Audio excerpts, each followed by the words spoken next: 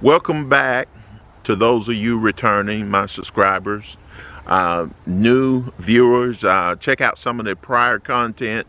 You might find something beneficial to you in the previous videos. I just finished some range work today with a local pastor, and we were talking a little bit about church security teams.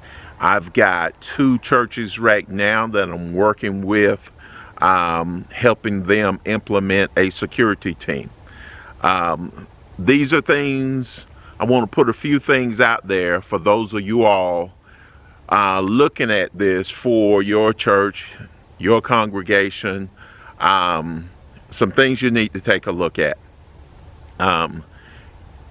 It is not a good idea to just randomly pick individuals for that task. I get a lot of people say, well, Deacon Jones or Deacon Smith was in the military or they're retired law enforcement and that qualifies them. That does not qualify them. What you need to do is strongly vet these individuals, look into their background, run current background checks on them. And for those of you all that don't know it, everybody that served in the military is not proficient. They could have gotten out the military with a less than honorable discharge. They could have been a clerk, a cook with no really experience handling weapons.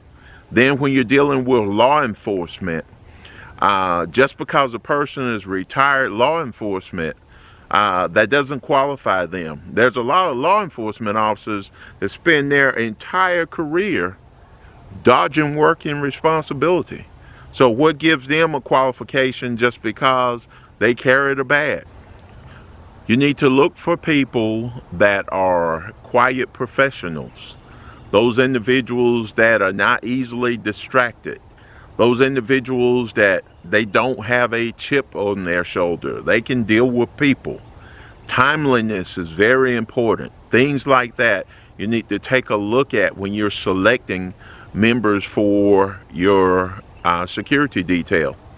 And the church security detail should also not be a multi-purpose force. They're not responsible for directing traffic.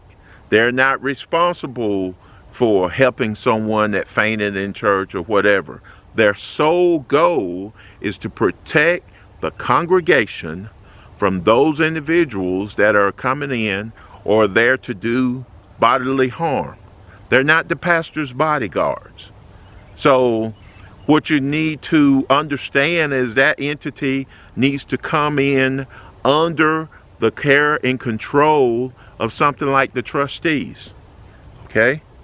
That's who the leader reports to, not the pastor. It's not the pastor's private police force or whatever. These are individuals that are carefully selected and are willing to put their lives on the line or in front of yours in the event there's an active shooter that shows up at church. Regulations, check with the state.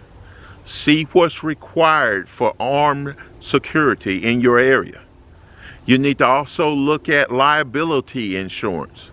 What happens when Deacon John Doe fires a shot at someone and missed and hit Lisa in the choir stand and ruin her life for the rest of her life? You got to have that liability insurance. You have to have a plan that is rehearsed with good people, good reliable people, people who are responsible enough for you to put the lives of the individuals in the church, in their hands, so to speak. So what I would highly recommend is you hire an outside agency to come in and do a plan. If you don't know any of those outside agencies, you can contact me through the comments or whatever. I live in North Carolina. I do these sorts of things, but I also know others throughout the United States that will help you with a plan. These are not fly-by-night operations because there's a lot at stake.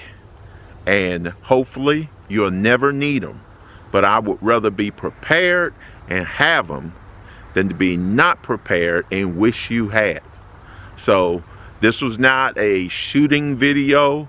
There's plenty of shooting videos that are in the archives, or you can look in the history of this channel and see. This is informational for those of you all looking for that possibility of starting a serious, credible, trained, and proficient church security team. Okay, that's all I have for now.